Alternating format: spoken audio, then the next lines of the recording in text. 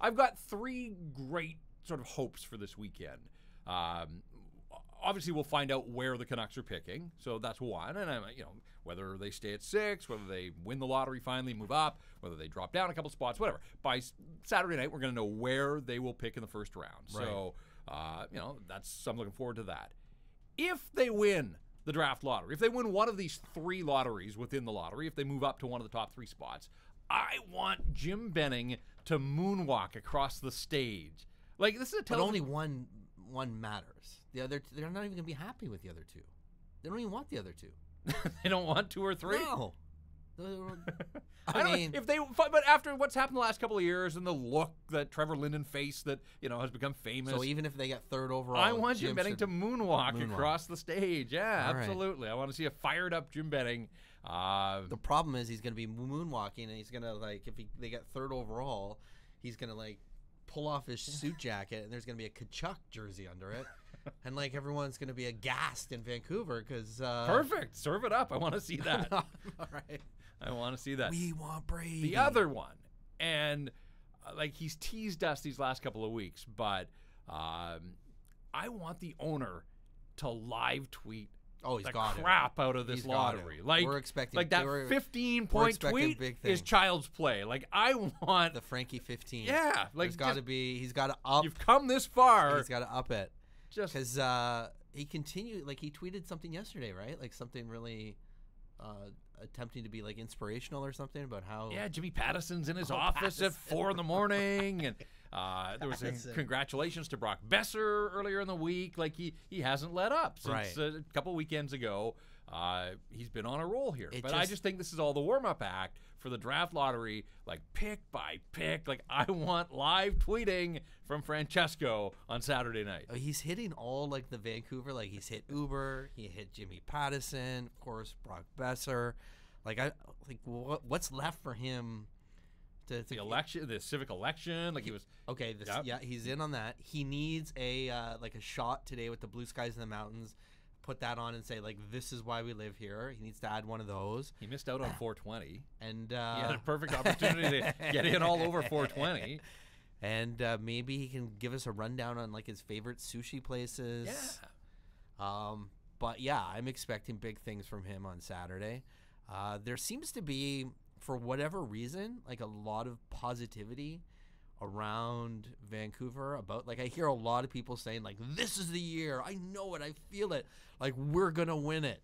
Even Brough, I was on with Halford and Brough yesterday, and Brough was saying he thinks that they're gonna I don't know why how people get these feelings that the Canucks are gonna win the draft lottery, but it seems to me a lot of places I go, people have this feeling, even though this is their worst odds of the three kind of this collective of worst seasons where they've had the 217 points. No team has had fewer points, and it looks now likely that their top pick out of all these years will be number 5 overall, unless they win this lottery, and some people seem to think that they will. I don't know why. See, I'm feeling differently, and maybe it's because I don't go many places. Maybe that's part of the problem. Maybe I'm not talking to enough people these days. I've kind of gone underground since the season's ended.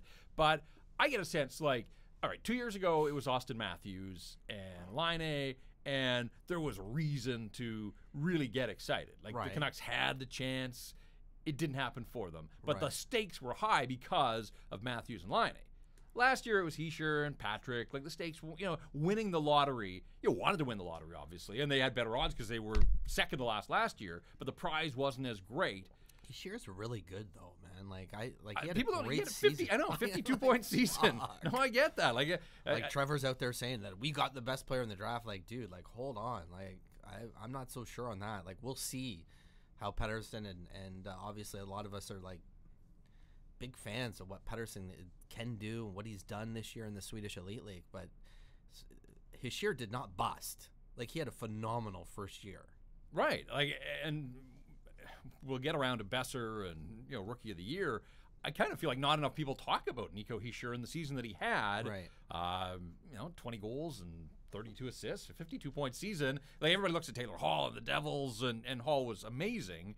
But he sure did his part. There's no doubt about that. Yeah, when I ask Pete, and I've asked like some of the guys that look more in analytics. I've asked guys on other teams who are kind of in scouting roles. I asked them, like, if you were to redraft the 2017 draft, like, how would it play out? And most say, you know, Pettersson's probably number 3. Like, it probably goes Hischier, Patrick, and Pettersson. Hischier, collectively, almost to a person, they still say, and he was in the NHL. Like, in his draft plus 1 year, he had 50 points in his NHL. You understand, but they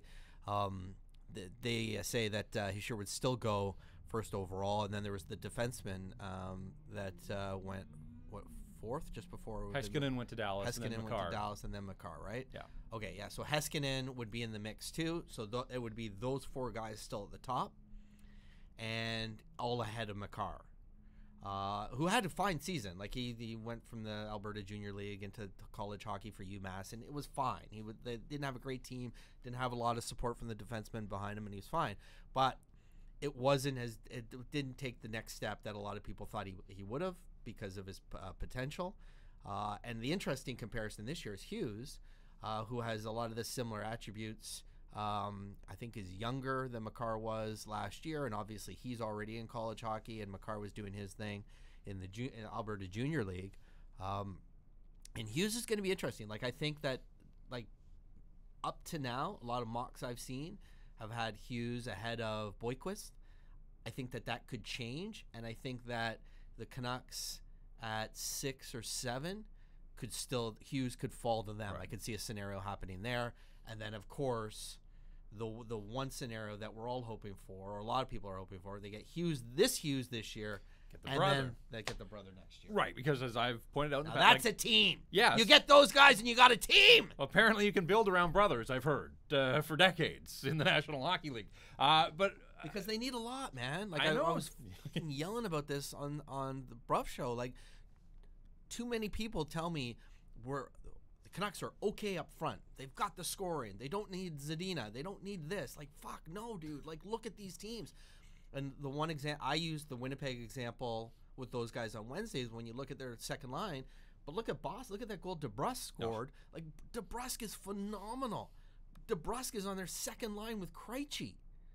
So, like, you need to be incredibly deep to have success in the playoffs. The Leafs are incredibly deep, especially up front. Their forward group obviously need help on the defense. Like, no fucking kidding, man.